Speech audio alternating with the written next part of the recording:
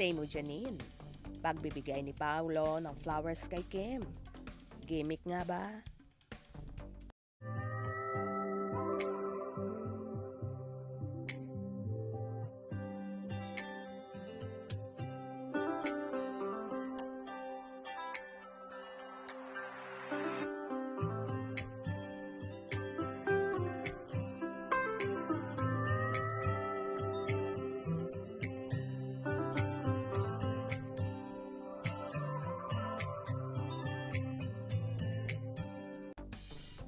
Hindi na hinintay ni Paolo Avellino ang Valentine's Day dahil February 13 pa lang, binigyan na niya ng bouquet of flowers ang leading lady at naliling sa kanyang si Kim Chiu.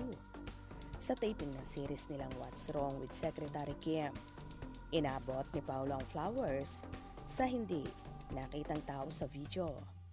Sa sumunod na clip, makikita si Kim na may hawak na malaking bouquet of red roses. Sa laki ng bouquet, hindi na nakita ang mukha ni Kim. Ang sabi, 2 dozen ng red roses ang bigay ni Paolo kay Kim na pre-Valentine's Day gift ng aktor.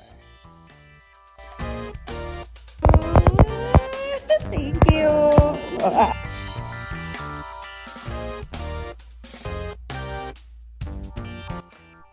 Namigay din ng single stem rose si Paolo sa female staff ng series nila ni Kim at pati Becky staff.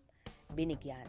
Naliw nga kami sa isang Becky na naglupasay sa tuwa at kilig habang hawak ang bigay na rose ni Paolo.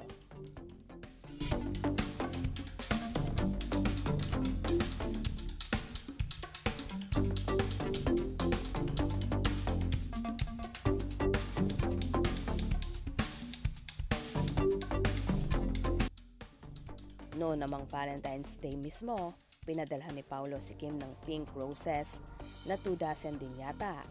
Ipinost ni Kim ang bouquet pati ang kasamang note nang nakasulat ay, "Okay lang walang boyfriend, may flowers ka naman," na sinagot ni Kim ng "Copy po." Nakasulat sa card ang letter P na nagpadala ng bouquet na ginawa pang piro dahil baka raw si Piolo Pascual ang nagpadala na wala namang rason. Siguradong mas kikiligin ang Kim Pao fans ni Kim at Paolo kapag umere na ang second project nila. Nakatakda raw na ipalabas sa March ang project at ilang tulog na lang yun. Ibig sabihin nito, tuloy-tuloy ang paglayag ng real love team ni Paolo at Kim. May mga mahadera namang nagsasabi na gimmick lang daw ang pagbibigay ng flowers ni Paolo kay Kim dahil kasama daw yon sa promotion ng kanilang ginagawang serye. Ano naman kaya ang reaction dito na ng nobyang si Janine Gutierrez? For sure okay lang sa actress dahil alam naman niya kung ano ba ang meron talaga sa Kim Pao at alam din ni Nini na siya lamang ang the one at only love ni Paolo. Kaya naman tumutok at huwag na huwag pahuhuli sa mga maiinit na kaganapan, especially sa Paunin updates.